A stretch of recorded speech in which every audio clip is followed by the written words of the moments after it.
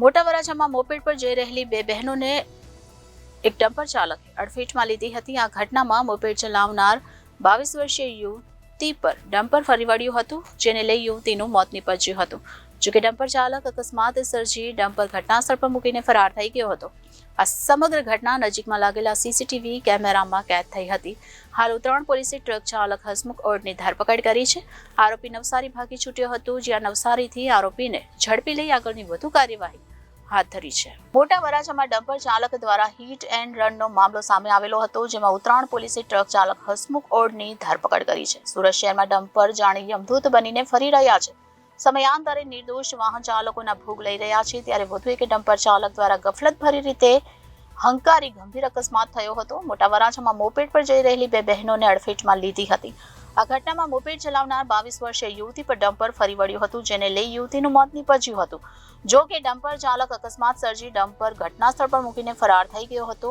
આ સમગ્ર ઘટના નજીકમાં લાગેલા સીસીટીવીમાં કેદ થઈ હતી. પોલીસે ડમ્પરના ડ્રાઈવર વિરુદ્ધ ગુનો નોંધી વધુ તપાસ હાથ ધરી હતી. ત્યારે ઉત્તરાયણ પોલીસે ટ્રક ચાલક હસમુખ ઓડની ધરપકડ કરી છે. આરોપી નવસારી ભાગી છૂટ્યો હતો, જ્યાં નવસારીથી આરોપીને ઝડપી લીધો છે.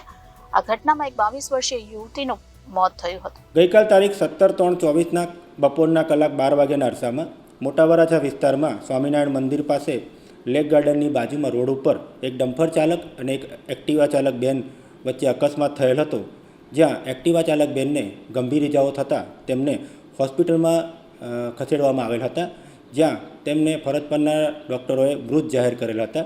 જે આધારે આ એક્ટિવા ચાલક બેનના ભાઈ મયંકભાઈ જગદીશભાઈ કોટડિયા નાઓની અકસ્માતની ડમ્પર ચાલક વિરુદ્ધ ફરિયાદ લઈ અને કાયદેસરની કાર્યવાહી કરવામાં આવેલ બાદ ડમ્પર ચાલક પોતે ગભરાઈ ગયેલ હોય સ્થળ પરથી ભાગી ગયેલ, જેને ટેકનિકલ સોર્સિસના આધારે નવસારી ખાતેથી પકડી પાડવામાં આવેલ છે અને તેઓને અત્રે લાવી મેડિકલ ચેકઅપ કરાવી તેઓનો બ્લડ રિપોર્ટ કરાવી કલાક 22:00 વાગે ગુનાના કામે અટક કરવામાં આવેલ છે. Reporter Hitesh Prajapati, Janadesh news, Surat.